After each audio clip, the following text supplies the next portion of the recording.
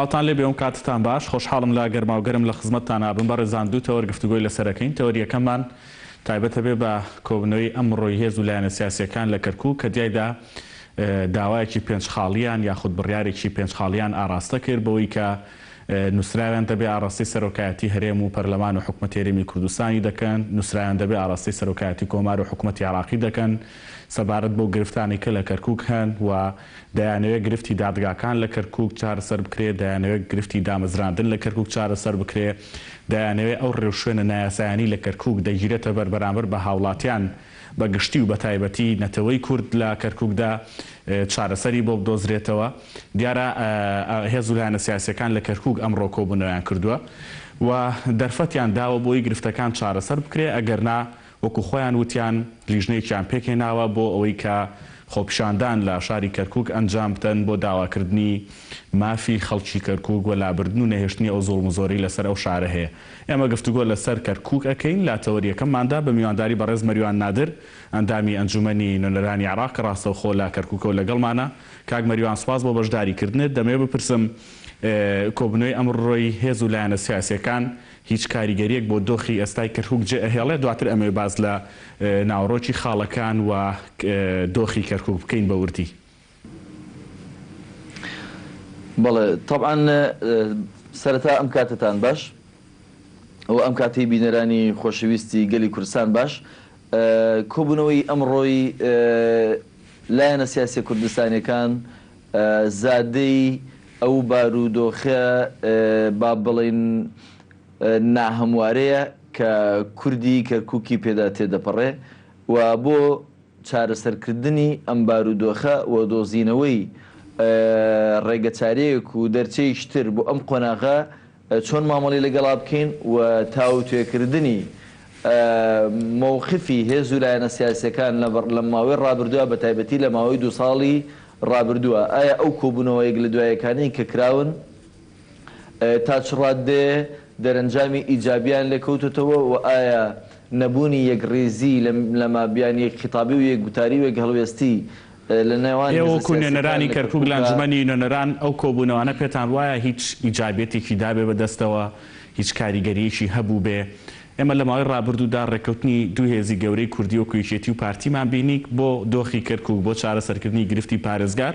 بەڵام تا ئێستا خەڵک چاوەڕێیە. ئەمە دوو هێزن بەیەکەوە ڕێکەوتون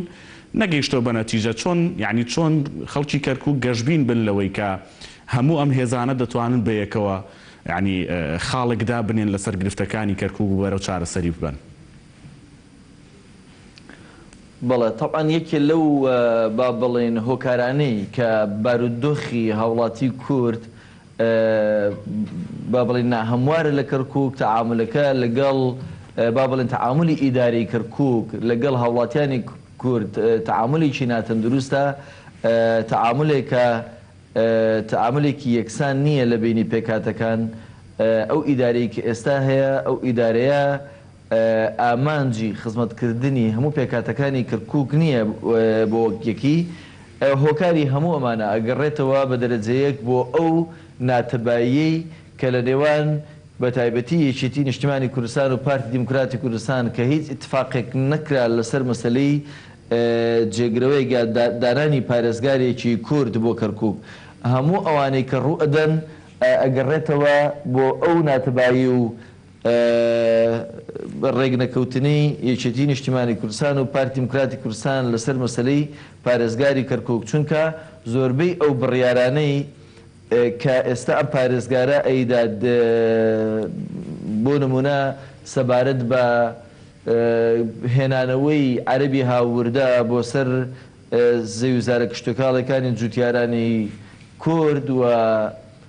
تەنگ پێ هەڵچنینی ئەو هەوڵاتیانەی لەناو شوقەکانی حکوومەت دانیشتون و با بڵێن بێبەشکردنی گەڕەک و ناوچە کوردیەکان لە خزمەتگوزاری، هەموو ئەمانە نەدەبوو ئەگەر بەهاتایە لەسەر پارێزگارە ڕێبکەوتینایە. بۆیە ئەمە تا حەدێکی زۆر خەڵکی کەرکووکی ڕەشبین کردووە و ئەم کۆبوونەوەی ئەمڕۆ زیاتر دراسی ئەوە کرا ئێمە تا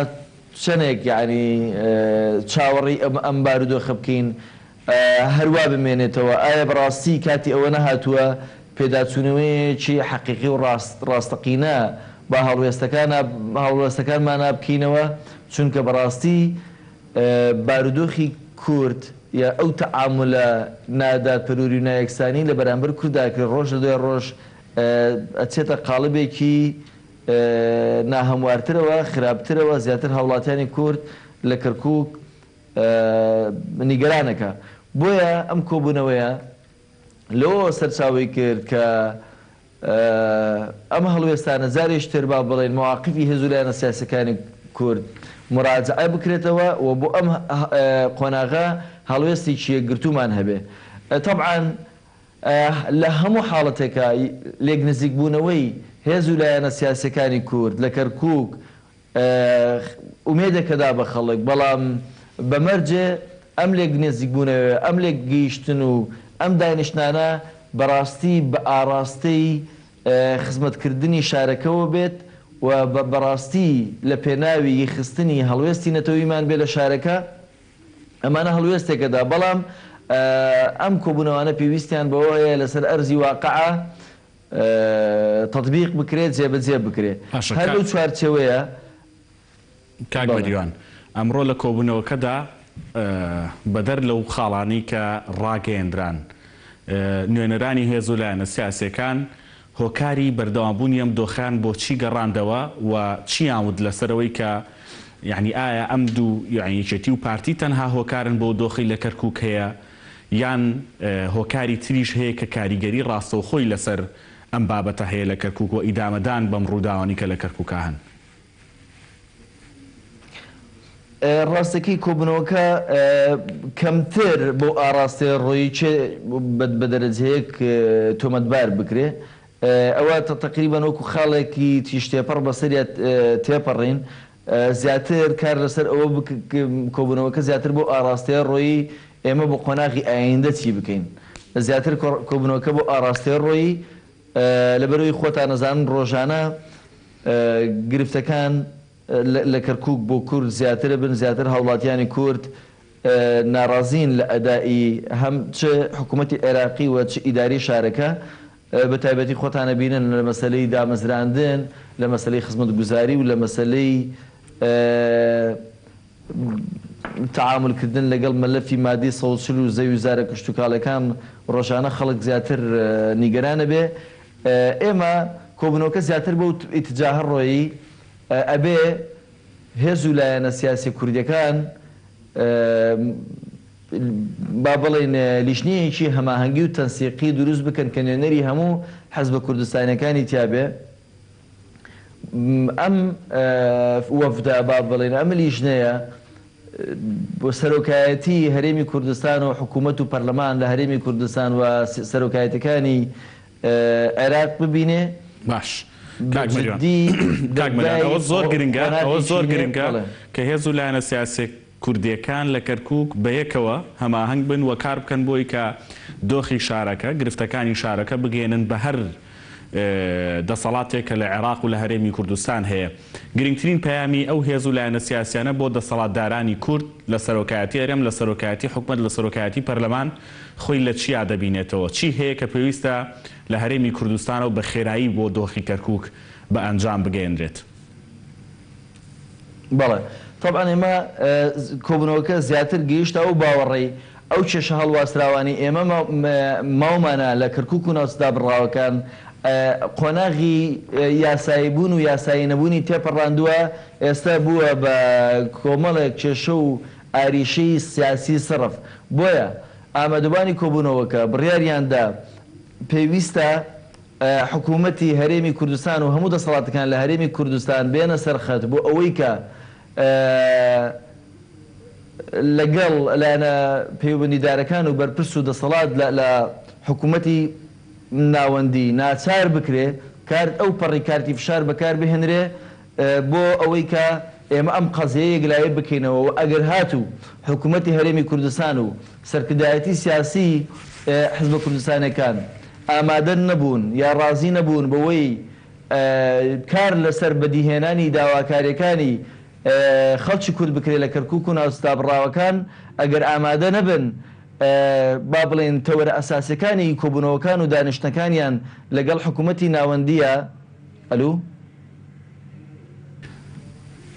بەڵێ کاک مەریوان بەڵێ بەردەوام بە گوێتان لە منە؟ بەڵێ بەڵێ بەڵێ ئەگەر بێت و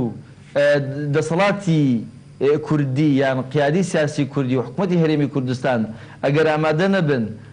نەمەتی کارکردنیان لەگەڵ ناوەندا بگۆڕن لەوەی کە چیتر پێویست ناکات ئێمە با بڵێن مفاوەزاتەکانمان لەگەڵ حکوومەتی مەرکەزی و هێز و لایەنە سیاسیەکانە بریتی بێ لە پێداگیریکردن لەسەر مەسەلەی بودجە و لەسەر هەندێک مەسائل کە هەر کاتێ دەستیان بۆ بەری ئەگەری چارەسەرکردنیان هەیە هەر کاتێ تەزیریان کەی بۆ هەر قۆناغەیە بۆ نمونە ئەگەر لە موازنەی ساڵی 2019 لە ساڵی 2020 یا هەر ساڵ لە ساڵەکان ئێمە مەسەرەن مافی کوردیش پێشێل بکرێتەوە زانی ئەتوانی لە موازنەی ساڵی اشترا بیگەڕێنیتەوە بەڵام ئەو کێشە جەوهریانەی کە کورد هەیەی لەگەڵ حکوومەتی ناوەندیە بریتە لە کێشەی خاک بریتە لە کێشەی ناسنامە مەترسیەکی گەورە لەسەر لە 150 خاکی کوردستان هەیە ئەبێ حکوومەتی هەرێمی کوردستان و هێز و لایەنە سیاسەکانی کوردستان خاوەنداریەتی ئەم ناوچانە بکەن خاوەنداریەتی خاکەکەی و خاوەنداریەتی خەڵکەکەی بکەن ئەگەر بێت و خاوەنداریەتی لە قەزەی کەرکووک نەکرێ و لە هاوڵاتیانی کەرکووک نەکرێ ئەوە کەرکووچەکان خۆیان بڕیار لەسەرەوادن کە هەڵوێستی تر و شێوازی تری مامەڵەکردن بەکاربهێنن ڕەنگە باسی ئەوواکە باسی ئەو هەڵێستاکەی کە گرنگە بەلامەوە ئەو هەڵێستە ڕابگەێنرێ بۆ ڕای گشتی ئەگەرچی ئەمڕۆ لە کۆنگرە ڕۆژنامەوانەکە کاگڕەوەند هەندێکی ڕاگەیان بەڵام دەمێت بە تەفاسیل دواتر تۆ باسی بکەیت ئەمەوێ قسە لەسەر ئەو پێنج خاڵە بکەین باسی ئەوەت کرد کە پێویستە بە ئاڕاستی هەرێمی کوردستان ئەم کەرکووچیەکان چیان لە هەرێمی کوردستان دەوێت و خاڵی گرنگ بەلاتانەوە ئەوەیە بەلای کەرکووچیەکانەوە ئەوەیە کە لە گفتوگۆکاندا تەنها بودجە نەبێ مادەی 140 ئەمەوێ بپرسم بە ئاراستەی سەرۆکایەتی کۆمار بە ڕستەی سەرۆکایەتی ئەنجومەنی وەزیرانی کاربەڕێکرد کە ئێستا هەیە لە بەغدا ئەنجومەنی نوێنەرانی بەغدا کەرکووچیەکان چی دەوێت ئاراستە بکەن دواتر باسی خاڵەکانی دیکەی تایبەت بە دادگا و دامەزراندن و گرفتەکانی کەرکووک بکەین. بەڵێ طبعاً ئێمە جەختمان لەسەرەوە کردەوە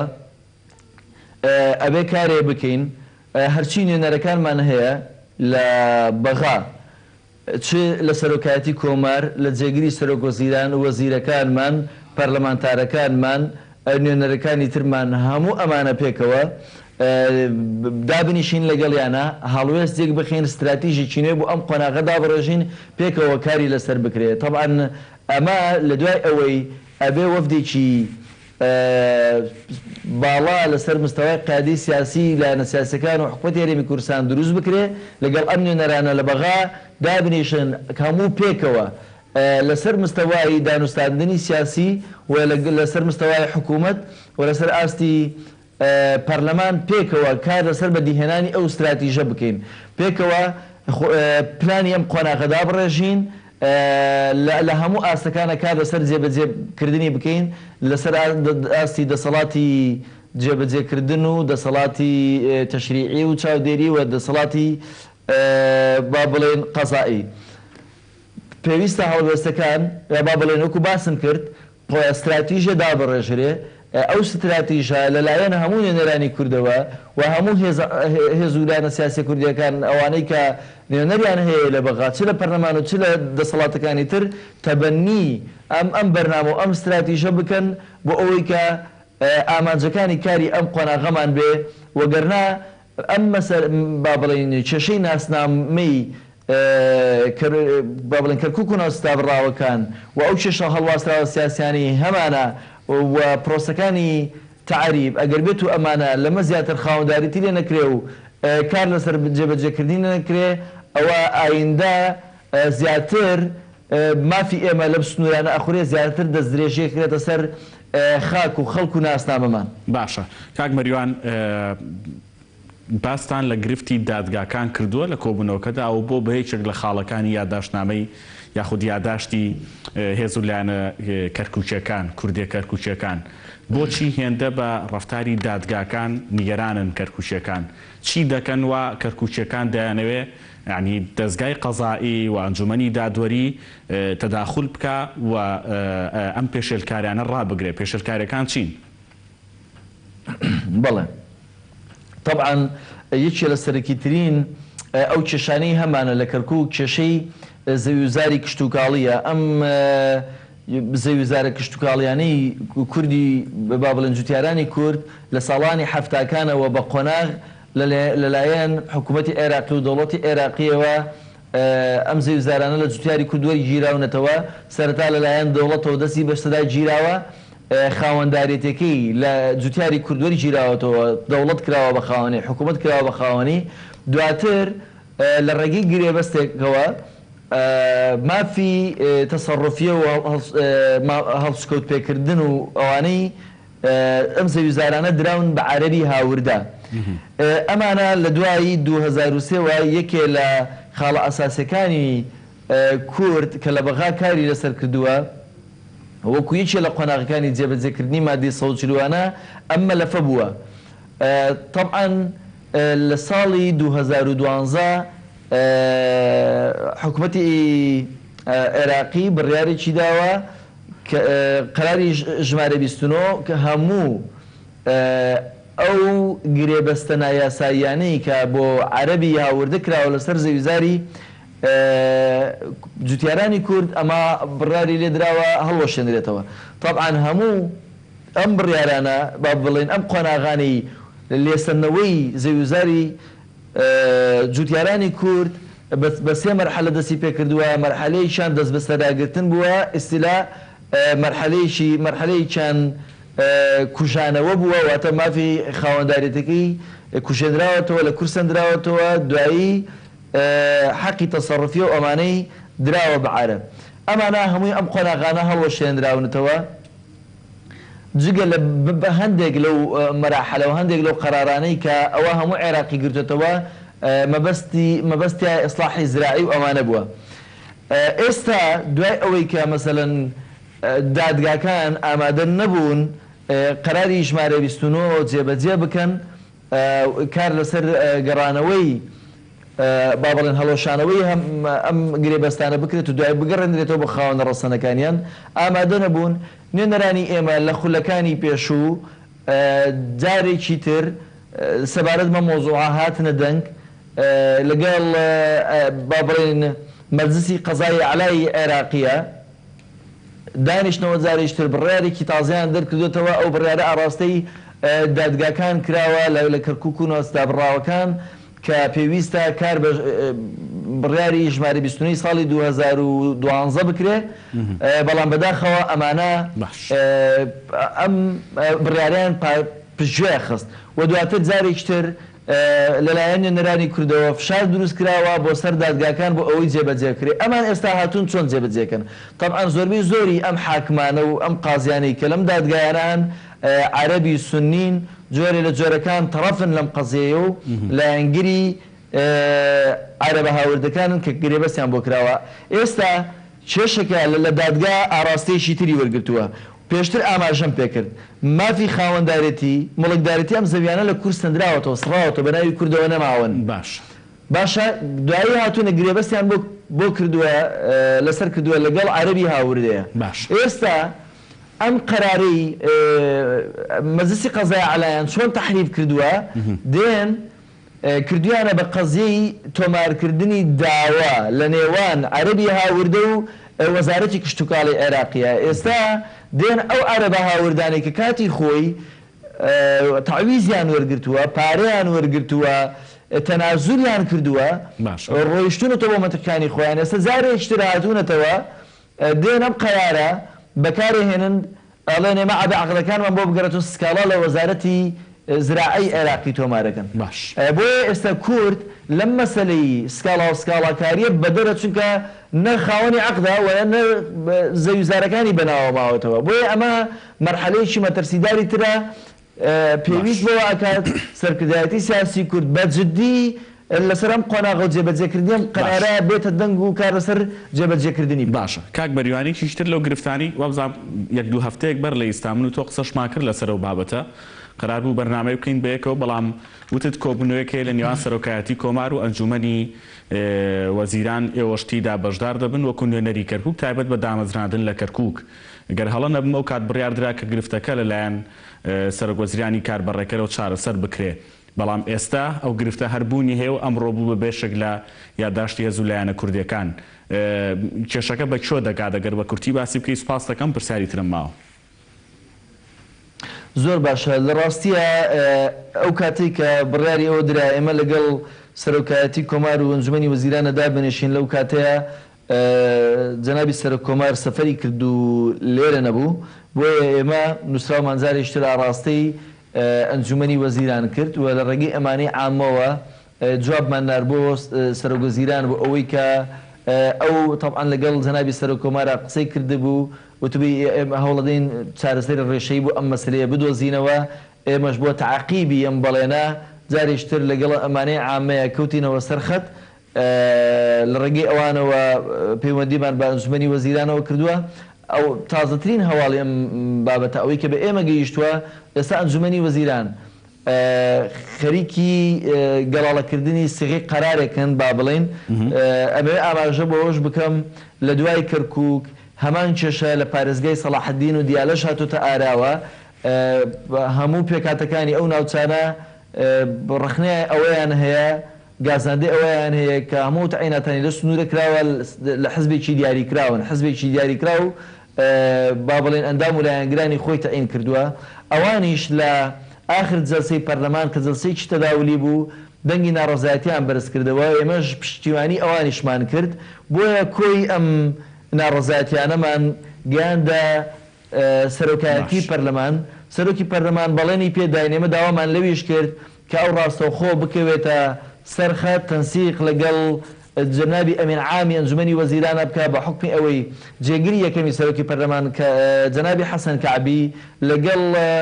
ئەحمید الغەزی کە ئەمین عامە ئەوانە هەردووچیان سەر بە تەیاریستە درین من داوام لێ کردوتم پێم باشە خۆت ڕاستەوخۆ ئەمە لە پەراوێزی دانیشتە تەداولیەکەیە بکەویتە سەر خەت بۆ ئەوەی کە سانسۆرێ بخیتە سەری ئەم مەسەلانەمان بۆ چارەسەرکەوتی ئێمە هەوڵە دەین بڕیارێ دەربکرێ بڕیارەکە هەموو با بڵێن ناوچە چێشە لەسەرەکان بگرێتەوە ناوچە دابڕاوەکان بگرێتەوە دوای تەعقیباتمان تێگەیشتین سەرۆک وەزیران با بڵێن سەرۆکی هەیئەی تەنسیقی بینی پارێزگاکانی عێراق و ئەنجومەنی وەزیرانی بان کردووە سیغەی ئەو قەراری پێ پیشانداوە کە ئەنجومەنی وەزیران خەریکن دەری بکەن ئەویش ئەوەیە بڕیارێ بدرێت چیتر نەک لە کەرتی پەروەردەیە لە تەواوی کەرتەکانی تر و وەزارەتەکانی ترە دامەزراندن بۆ لەمە و دوای لە بینی هەموو پێکاتەکان بە ڕێژەی لە 132 بێ زۆر باش ئێمە ئەگەر بێت و ئەم 132 تەنها مەلەفی دامەزراندن بگرێتەوە ئێمە ئیشکالمان لەگەڵیانە بەمەرجێ ئەو باڵانسا بگەڕێنرێتەوە لەبەرەوەی زۆر باشە ببوورە دواپرسیارت لێەکەم ببوورە کاک مەریوان دواپرسیارت لێەکەم زۆر بە کورتی باز لەوە کراوە کە کاتێک هەیە یاخود دوایین هەڵوێستی کەرکوچیەکان هەڵوێستێکی یەکگرتوو دەبێ و بەرەو خۆپیشاندانی کەرکوچیەکان بەگشتی دەڕوا کات دیاری کراوە بۆ ئەمە و هێز و لایەنە سیاسەکان لەسەر ئەم بابەتە تا چەند کۆدەنگ بوون و ئەم فشارە مەدەنیە کەی کاتیەت ئەگەر زۆر بە کورتی پێم بڵێ سپاس دەکەم. بەڵێ ئەگەر تەڵان ئەمەیەکێکە لەو بژاردانی لە بەردەممانایە و تاوتێکرا ئێمە ئەگەر بێت و حکوومەتی هەرێم و قیادی سیاسی کوردستان وەڵاممان نەداتەوە و ئەگەر مخاتبەی حکوومەتی مەرکەزیمان بۆ نەکەن و حکوومەتی مەرکەزی مل نەدا بۆ داواکاریەکانی نەتەوەی کورد کە لە 150 زیاتری تەواوی پێکاتەکانی کەرکووک پێکەهێنێ ئەوە ئێمە بژاردی بەدیلمان خۆپێشاندان و مانگرتنە ئەوە نەبێ خۆپێشاندانەکە یەکجار بکەین بڕیار دەین خۆپێشاندانە بە حەزمێکی جگار گەورە ئەەکەین و ئەو خۆپێشاندانە نایڵین دوای بێ بەردەوام بێ بە ئەتسامات تا ئەوەی کە مافەکانی خۆمان بەدی ئێنین جا بە هەر ئاڕاستەیەکە بڕوا ئێمە ئەگەین ئەو قەنەعەتەی کەیتر دەبێ خۆمان بەدەستی خۆمان کەرکوچەکان اعتیماد کەینە سەر خۆمان مافەکانمان بسەنین چاوەڕێی ئەوە نەکەینی تر چیتر کەسی تر مافەکانمان بۆ وەرگرت. زۆر باشە بەڕێز مەریوان نادر ئەندامی ئەنجومەنی نوێنەرانی عێراق ڕاستەوخۆ لە کەرکووکەوە لەگەڵم بووی سپاس بۆم تەوەرە بەڕێزان پشوویەکی کورد وەرەگرین و تەوەری دووەم بەردەوام بێ لەگەڵتان.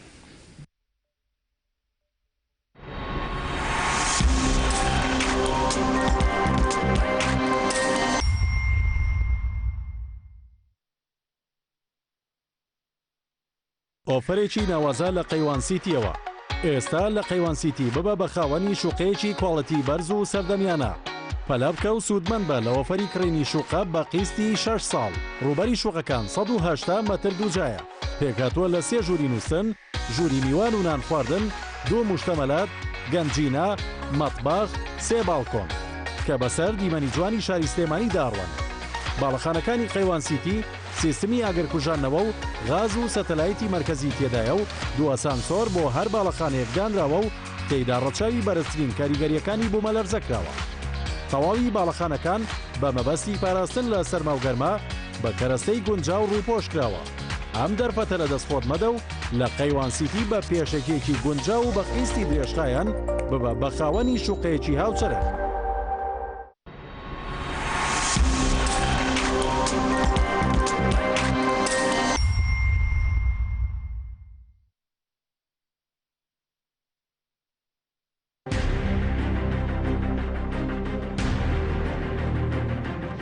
لەسەر ئەو دەکەین کە دەبێت لە کوردستاندا چ جۆرە سیاسەتێک پەیڕە و بکرێت بۆ پاراستنی خێزان گوتمان تۆکمەی خێزان یەکسانە بە هەم ئاشتی کۆمەڵایەتی و بریتە لە تۆکمەی کۆمەلگا لە زۆربەی وڵاتانە بە ئەنواع و شکاڵ بە شێوە یارمەتی خێزانەکانە درێت بۆ منان پێشووتریش لای خۆمان بەسیترین شت کە هەبوو ئەکرات جۆرێک بێت لە دەعم بۆ خێزان و دروستکردنی خێزان سلفەی زەواج بوو نەیانێشت تۆ بتەوێت یاسایی با بڵێن بەرەنگاربوونەوەی توندوتیژی خێزانی بەسەرا بچەسپێنی بیت یاسای چۆنێتی دروستکردنی ئەم خێزانی بەسەرا بچەسپێنی ئێمە ئەزانی خەڵک هەیە چۆتە ئەوروپا خەڵکی خۆمان لەسەر پارەی مناڵەکەیش یعنی ئەو پارەی کە ئەیەن بە مناڵەکەی زۆر زیاترە لەوەی خۆی وەرەگری لەم وڵاتەیە 10,000یان تەرخان کردو بۆ مناڵ باشە بە لەرزۆکبوونی و بە هەوەشانەوەی خێزان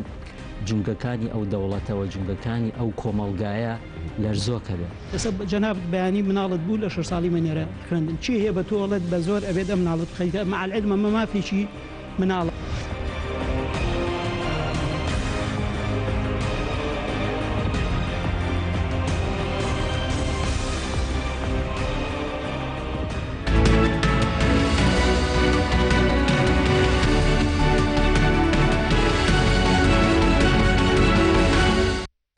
جارێکتر سڵاوتان لێبێتەوەری دووەمان تایبەتە بە ململانەکانی نێوان ئێران و ئەمریکا دوایین تویتی ترامپ باز کە بە فارسی ژنووسیوێتی باز لەواکە کە ئەمان ئامادەنین گفتوگۆ لەگەڵ ئێراندا بکەن ینی ئەم بابەتی گفتوگۆکردن و دانیشتن لەسەر مێزە نێوان ئێرانەکان و ئەمریکیەکاندا بە تایبەتی لە دوای ڕووداوەکانی عێراق لە ساڵی نوێ و کوشتنی قاسم سلێمانی و جێگری حەشدی شەعبی لە عێراقدا قۆناغی جیاوازی بەخۆ بینیوە یعنی لە پەیامەوە لە ئەمریکیەکانەوە بۆ ئێرانەکان دواتر بە پێچەوانە و ڕەتفعلێکی لاوازی ئێرانەکان وەکو چاودێرانی نێودەوڵەتی و تەنانەت شارەزانی سەربازیش دەیڵێن یعنی ڕەتفعلێکی ئاسانی ئێرانەکان بوو دەرحەق بە ئەو ڕووداوە بەرامبەر بە ئەمریکیەکان دەمانێت قسە لەسەر ئەم بابەتە بکەین بە میوانداری بەڕێز ئەنوەر حسێن ڕۆژنامەنووس کە بە سوپاسەوە لە ستۆدیۆ لەگەڵمانە کاگەنۆر بەخێربێ ئەوەی کە ئێستا هەیە لە نێوان ئێران و ئەمریکادا بە ئاراستەی گفتوگۆیە زیاترە یان بە ئاراستەی قوڵبوون و زیاتربوونی ململانەکان بە تایبەتی لە دوای ئەوەی کە ئەمڕۆ ینی لە دوایین تویتیا دۆناڵد ترامپ بە شێوازێکی گاڵتە ئامێزیش تقریبەن مخاتەبەی جەواز زەریف و ئێرانەکانەکە وەڵێ پێویست ناکا گفتوگۆ بکەین. زۆر سپاس لە ڕاستیە مێژووی ململانیەکانی ئێران و ئەمریکا لە دوای 1970 بەردەوام گرژی و ئاڵۆزی و پێکدادان و نائارامی بووە لە ئەوەی کە جەنابی شتوت لە سەرەتای ئەم ساڵەوە بە کوشتنی قاسم سلێمانی و مەهدی مهندس گرژیەکان زۆر پەرێستان هەرچەندە مەسەلەن ئەوەنەی کە دیقەتماندا بێت لە میدیاکان تاران بەردەوام هەڕەشەیە کرد کە مەسەلەن عێراق بێ ئەمریکا عێراق بەجێ بێڵێ و ناوچەکە بەجێ بێڵەوە بردومانەکە بەڵام ێساوی کە جەنابێت جەواد زەریف ڕایگەاندووکەوان ئامادەن بۆ گفتوگۆ بە نظری منیشیانەوەیە کە ئێران هیچ حلێکی تری لەبەر دەستانیە جگە لەو ناردنی ئەم مەسجانە بۆ ئەمریکا و پێم وایە هەستی ژەکا کە ڕۆڵی ئەمریکا لە ناوچەکە و لە عێراق زۆرترە بێ هەژمونی زۆرترە بێ و مەسەلەن کاردانەوەکانیشی بە تایبەتی بەرامبەر ئێران جددیترێ بێ وەکوەوەی کە بە کوشتنی قاسم سلێمانی مەسەلەن مەسجێکی کاریگەریدا بە کۆماری ئیسلامی ئێران بە نظری من ئەمریکا کار لەسەرەوە کاکە ئەبێ ئەوی کە پێشتیش ڕایگەیاند بوو 2 ساڵەوە پێش لەو ئامانجانەی ئەمریکا خست بیە بەردەم ئێران بۆ ڕێکەوتنەوە بووکە یەکیانەوە بووکە ڕابردووە لە ئێستاشە هەرگیز وڵاتی یەکدۆکانی ئەمریکا و ناتۆیەکێتی ئەوروپا هەرگیز ڕێگا نادەن بە کۆماری ئیسلامی ئێران کە دەستی بە چەکی ناوەکی بکە هەرگیز یعنی شتێکە کە هیچ سازشی لەسەر ناکرێت خاڵی دووەمیان بە تایبەتی بۆ ئەمریکاوەیەکە لەو ئەجێندا چواردە خاڵێشە هاتبووکە پێویستە کۆماری ئیسلامی ئێران لە عێراق یا حشتی شعبی هەڵوەشێنێتەوە و دەهەژمون و دەسەڵاتی کەم کاتەوە و لە ئێمن پاشەخشە بکە و پشگیری حوسیەکان نەکا و لە سووریا دەخالت نەکا و هێزەکانی و ڕایۆشکارەکانی بکێشێتەوە و دەخالت نەکا لە کاروباری بەحرێن و وڵاتانی کەنداوی فارس و لە لوبنانیش پشتیوانی لە حیزب الله و تیرۆر نەکا بەرامبەر بە ئیسرائیل لە ڕاستیە ئەگەر وڵاتی یەکگرتوەکانی ئەمریکا هەر دانووسانێک لەگەڵ ئێران بکە بێگومان پێشتر بۆ معلوماتی جەنابێت کۆماری ئیسلامی ئێران و وڵاتی یەکگرتوەکانی ئەمریکا لە چەند نقطەی حساس پەیوەندی دیبلۆماسی و پەیوەندی گرنگیان هەبووە بە تایبەتی خودی قاسم سلێمانی لەگەڵ وڵاتی یەکگرتوەکانی ئەمریکا چ لە ڕوخانی حکوومەتەکەی تالیبان لە ئەفغانستان لە 96 بەدواوە و چ لە ڕوخانی ڕژێمی بەعس لە 2003 هەردووچیان خودی قاسم سلێمانی لەگەڵ سەفیری عێراق لە سەفیری وڵاتی یەکگرتوەکانی ئەمریکا لە عێراق پەیوەندی ڕاستەوە خۆیان هەبووە و بۆ معلوماتی جەنابەت جارێک قاسم سلێمانی لە تەلەفۆنەکە بە باڵیۆزی عێراق ئەڵێ ئێمە ئامادەین بە باڵیۆزی ئەمریکا لە عێراق ئامادەی هەموو هاوکاریەکین لەگەڵ ئەمریکەکان ئەم لە وڵامان پێڵێ تۆ زانی من ڕۆژی یەکشەممە لەدایک بووم ئەمڕۆ یەکشەممەیە ئەڵێ 1000 جار ئەمانە لەگەڵ منوتوە هیچی نەبردۆتە سەر لەبەر ئێمە بەمە ناخەڵەتێت بەس ئەمە لە کتێبێکا چاپ بووە کە ئەمانە چەنە پەیوەندیان بێ پەیوەندی دیبلۆماسییان هەبوو لە پێناو بەرژەوەندەکانیان ئەمە بۆ مانایی نییە کە هیچ ئێستاش بولداها تا ئەو کاتێک کۆماری ئیسلامی ئێران لەسەر حکومە واقعیت و دیفاکتوە لە منتەقەکە بە نەزەری من ئەمریکا ئەم مجاملە و مجادلەی لەگەڵەکە و ئەتوانێت مەسەلەن ئیحتیوای بکە بەڵام بێتە سەر یەک بدەست ڕاگەشتن بە چەکی ناوەکی دوو مەترسی جددی لەسەر ئیسرائیل دۆستەگرەکەی لە خۆڕاتی ناوەڕەت لەم دوانە بە نظری من هیچ قبول ناکە و ئەوەی کە جەنابیشی دێڵی ئێران لە کاتێکا داوای دانووسانەکە جەواد زەریف دوێنێ مەسەلەن چەند موشکی تازەندراوە بە ناوچەی سەوز و بە قونسوڵخانەی بە سەفارەتی ئەمریکا لە عێراق و ئەمڕۆ عێراق ئەم هێزانی تاوانبار کردو دیقەت بە دوای موشەکان چ عەسایبی ئەهلی چ حیزب الله چ حرەکەی بەدر چ سائیرون چ فەتە ئەمانە ئەم لایەنانە هەموویان ڕەتیان کردوێتەوە کە ئەوان بن لە کاتێکا پێشتر شانازیان بەوە کرد کە هێرشەکەنە سەر ئەمریکا بۆ ئەمریکاش ئێرانیش ڕەتی کردوێتەوە بۆ چونکە ئازان مەسەن هەڵوێستەکانی یا بە کاردانەوەکانی ئەمریکا لە بەرامبەرم هێرشانی کاکرێتە سەری وەکو جاران نییە بێدەنجی لێ بکات جددیە بۆیە بە نەزەری من ئەوەی کە ئێران ێڵێ لە واقعدا ئەوەیە کە ئێران لە ژێر فشاری زۆرایە بە تایبەتی دوایە لە دوسێ ڕۆژی ڕابردوو هەندێک گەماروی تازی خستوەتە سەر کۆماری ئیسلامی ئێران و بە نەزەری من ڕەنگە گەمارۆ زۆرتریشی بخاتە سەر بارودۆخی ئابووری هێندە خراپە و ئەو فشارە سیاسیانەی کە لەسەرەتی و بە تایبەتی دوای کارەساتی فڕۆکە ئۆکرانیەکە و ئەم ڕۆژێکی لە فڕۆکەیەکی ئەفغانی مەسەلەن گرفتێک هەموو ئەوانە بە نەزاری من ینی کەیسی فڕۆکە خەوتنەخوارەی فڕۆکە ئۆکرانیەکە کەمتر نییە لە کەیسی کوشتنی قاسم سلێمانی بە نەزاری من هەمان یعنی ئەکرێ بە ئاڕاستی وەکو کارەساتی کەوتنەخوارەوەی فڕۆکەیەکی بەریتانی لە لۆکەربی لێ بکەوێتەوە باشە ئەوروپیەکان شێوازی مامەڵیان لەگەڵ ئێراندا تایبەت بە ڕێکەوتنامی ئەتۆمی گۆڕا بە تایبەتی لە مانگی ڕابردووە تاوەکو ئێستا ئەوانیش فشارێکی جیاواز دەخەنە سەر ئێرانەکان پێشتر دەیانویست خاڵی بەیەگەیشتنی ئێرانەکان و ئەمریکیەکان بن لەسەر بابەتی ڕێکەوتنامی ئەتۆمی نێوان ئەوروپا و ئەمریکا و ئێران بەڵام ئێستا ئەوانیش بوون بە خاڵی فشار ئەمە بۆ ئەزانین لە ڕاستیە بەرژەوەندیشی ئابووری زۆر هەیە لە بینی وڵاتانی یەکێتی ئەوروپا و کۆماری ئیسلامی ئێران بەڵام لە بەرامبەر هەژمون و هەیمەنە و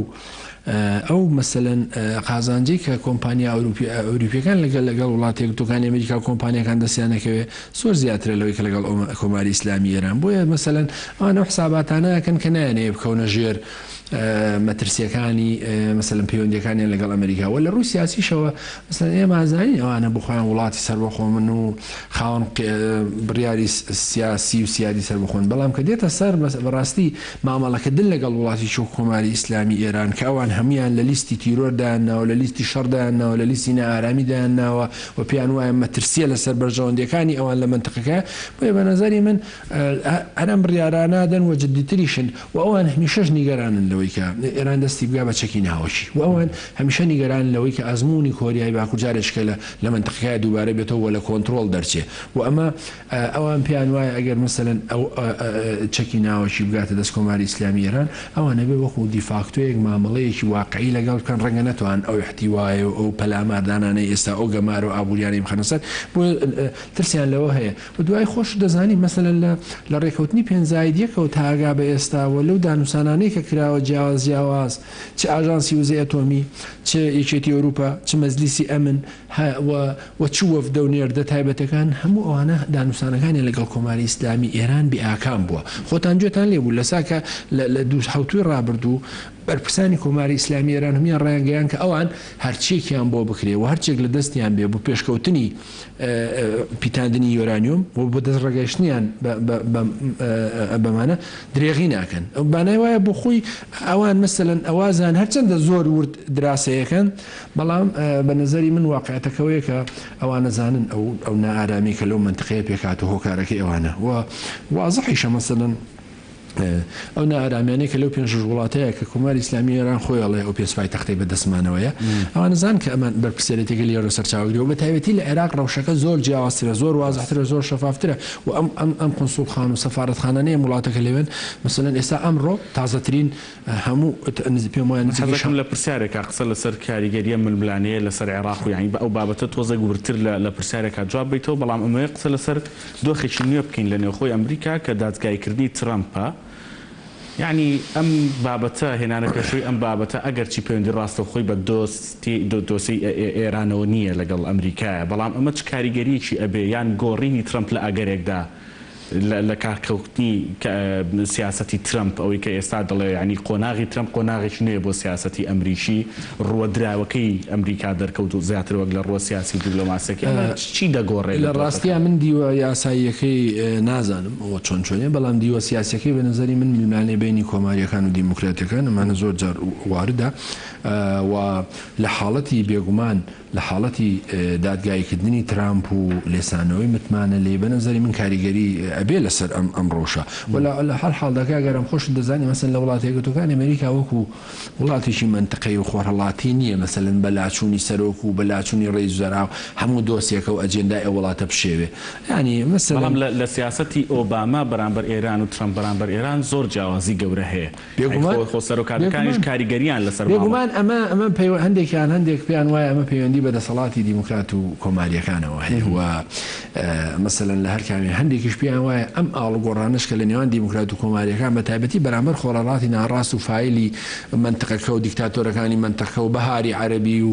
مەسەلەن دوای ڕاپەڕینی 1990 و دیواری بەرلین و ئەوان ئەم هەڵوێستا جیاواز هەندێک پێیان وایە ئەمە تاکتیکی خۆیانە مەسەلەن ئەمان دێن وەزعەکە ئارامەکەنەوە ئەمان مەسەلەن هەندێک لە وڵاتان احتیواکەن و تەنانەت ڕووخاندن و هەندێک پێیان وایە بڵێ هەندێک پێیان وایە تاکتیکە لە ڕاستیشە هەندێکی جوانایە پەیوەندی بەو تونبوونی لایەنێکیان و نەرمبوون و لایەکیان هەیە هەندێکیان پێیان وایە لەسەر ئاستی دیپلۆماسیەک لێ کێشەکان چارەسەرکەن کە بە نەزەری من شکستی خواردەوە ئۆباما لە دەورەی ڕابردوودا نەیتوانی مەسەلەن ئاکامەکەی ئەو بوو کە ئێستا بینی عێراق بەشێکی زۆری عێراق تاوەکو با بڵێم ڕووداوەکانی بیدایەتی ئەمساڵ مەسەن ئێران هەژمونی گەورەی هەیە لە عێراقا و خۆش بە ئەترافی ئەمریکەکان خۆشیان کشانەوەی ئەمریکەکان غەڵەتێک بوو کردیان خۆشیاندان بەوانێن و بۆیش لە دوای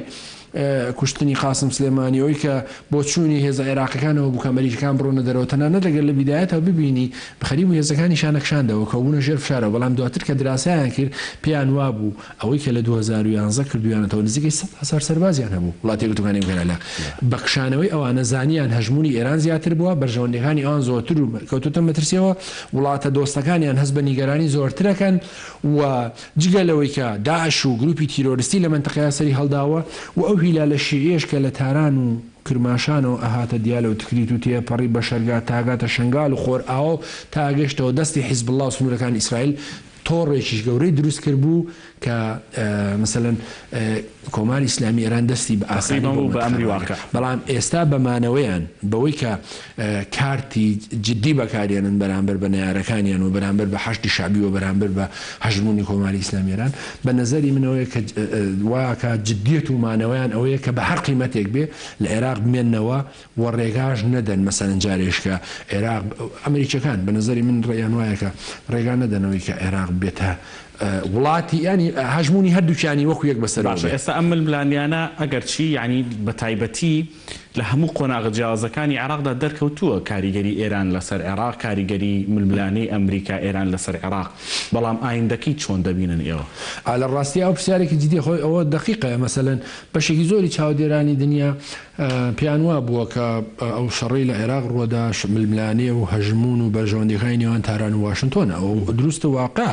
بەڵام لە ئاسڵدا بە نەزەری من تا بیدایەتی ئەم ساڵ ئەکرێ بڵێم تا سەرەتا ئەم ساڵ هەژمونی ئێران زۆرتر بوو جگە لە سوپایەکی لە ناو حکوومەتی عێراقی دروست کرد بوو کە هیچ ئینتیما و ئیلتیزامێکی بە حکوومەتی عێراقی بۆ دەوڵەت نەبوو و ئەمە سوپایەکی مەزهەبی و سوپایەکی ئینتیمای سەرف بۆ خودی ڕابەر لە تاران و مەسەلەن سوپایەکی شیعی ئەوەی کە لە لوبنان هەبوو لە ڕابردوودا ئەوەی کە لە یەمەن هەبوو بێگومان ڕێک کۆپی ئەوانە بوو و ئەمە ئێرە ئەمە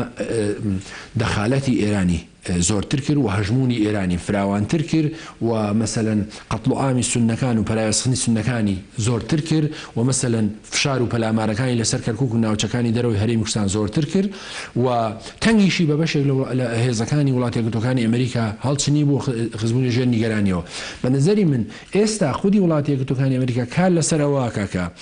هەژمونی ئێران کەمبوونەوەی هەژمونی ئێران لە عێراق و بەتایبەتی لە بەغدا و ناوچەشیانیشینەکانەوەیە کە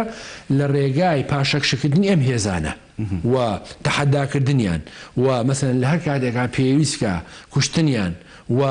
ئەوەی کە هەندێکیانی خسۆتە لیسی تیرۆرەوە هەندێکی تریان بخاتە لیسی تیرۆرەوە و فشارەکانی زۆرتر بکە و بە نەزەری من قسەکەشەوەیە لە هەتا واقعەتەکەی ئەوەیە لەکوێ ئێران فشاری زۆرتری بۆ بێ لەکوێ مەسەلەن گەمارۆی زیاتر لەسەر ئێران بێ لەکوێ ململانەکانی واشنگتۆن و تاران بە قازانجی ئەمریکا بڕاتە پێش ئەلەوێ عێراق و هەژمونی ئێران لەسەر گروپە شیعیەکان و لە دەسەڵات و مەرکەز و لە عێراق و شوێنەکانی تر کەمترێ بێتەوە قسەکەوەیە کە ئەمریکا ئێستا خەریکی ئەوەیە هەر بۆی ئەمریکانی گەرانی لە عادل عەبدولمەهدی هەیە ینی شەرمنانە بڕیارەدا لەسەر مەسەلەن ئەمڕۆ هەم ئینشاڵڵا ئەمە دژی یاسایە و بەڵام قسەکە لەسەر عێراق لەوە دەرچۆوە ڕاستی بە بەیان نامەیەک و بۆی کە ئەمە دژی یاسایەتە مەسەلەکەوەیە تۆ ئەبێ مەسەلەن پەنجە بخاتە سەر کێشە و گرفتەکان عادل عەبدولمەهدی ناتوانێت بەرامبەر بە گروپە شیعەکان و ئەم میلیشیا شیعانە کە مەسەلەن هەژمونی تەواویان بەسەر عێراقا کردووە و ئەمانە هەندێکیان بوون بە گروپی مافیایی هەر بۆیە سەرۆکوەزیرانی ئایندە و نوێش ینی هێشتا دوا دەکەوێت یعنی ڕەنگە چاوەڕێ بکرێ ئەو هەژمونەیە گلا ببێتەوە و یەکێک لە هەژمونەکان کاریگەری هەبێت لە سەردانانی سەرۆکوەزیرانی لە ڕاستیە کاگارە مەسەلەن دانانی سەرۆکوەزیرانێک لە ئێستاە ئەوە جێبەجێکردنی ئەو ئەجێندایی کە جەناب دوتت ئەو کێشانە هەموو یەک لاکاتەوە ڕەنگە کارێکی قرس بێ بەڵام ئەگەر وڵاتی یەکگرتوەکانی ئەمریکا جددی بێ لە پشتیوانی حکوومەتی عێراق و ئەو هێزانەی کە ئەیانەوێ عێراقیەکان بێ و پشتیوانی بێ لە حکوومەتێکی بێدەخالەتی خودی ئەمریکاش و ئێران و تورکیاوانە بە نەزەری من ڕەنگە پێ بچێ بەڵام ئەگەر ئەمانە ڕوونەدا ڕەنگە یەکەم بە نەزەری من یەکەم سیناریۆیەکەوەی کە جەنابەت دێڵی سەرۆکوەزیرانێک بێ حکوومەتێک بێ بە هاوکاری سەرە کۆمار ئەمانە بتوان عێراق هی عێراقیەکان بێ و ئەم میلیشیانە پەراوێز بخەن و ئەم میلیشیانە هەژمونیان کەم بێتەوە وە سوپای عێراق ئینتیمای بۆ بێ ئەمە ئەجەندای یەکەم سینناریو یەکەم ئەگەر نەبوو بە نظری من ئێستا ئەوەی کە لە ڕۆژەوی میدیاکانە دروستکردنی هەرێمێک بۆ سنیەکان و تەقویەکردنی هەرێمی فدرالی هەرێمی کوردستان بۆ جۆرێکی تر لە متمانە پێبەخشین ئەگەر ئەمە نەبێ بە نظری من ڕەنگە لە احتیمالە بیر لە عێراق ڕەنگە کودەتایە ڕوودا بیر لە کەسایەتێکی بێز بکرێتەوە کە مثلا عێراق بگەڕێتەوە بۆ ژێر کۆنتترۆلی خۆی کە ئەمەیەکێکە لە احتیمالە خراپەکان بە نظری من ململانەکانی ئەمریکا و ئێران لە عێراقا بەم حاڵەی ئێستا بەردەوام بێت تەنها عێراقیەکان دەبنە قوربانی بۆیە بە نظری من ئەم ململانیانە یا پێویستە هەردووچیان دەستی هەڵگرن و یان پێویستە مەسەن یەک لا بکرێتەوە لە قازانجی خەڵکی عێراق و لە خازانجی هێزە سیاسی دیموکراتیەکان لە عێراق. زۆر سپاس دەکەم ئەنوەر حسێن ڕۆژنامەنووس لە ستۆدیۆ لەگەڵمان بووی تایبەت بە تەوری دووەم سپاس بۆ ئەوش کە بینەر بوون.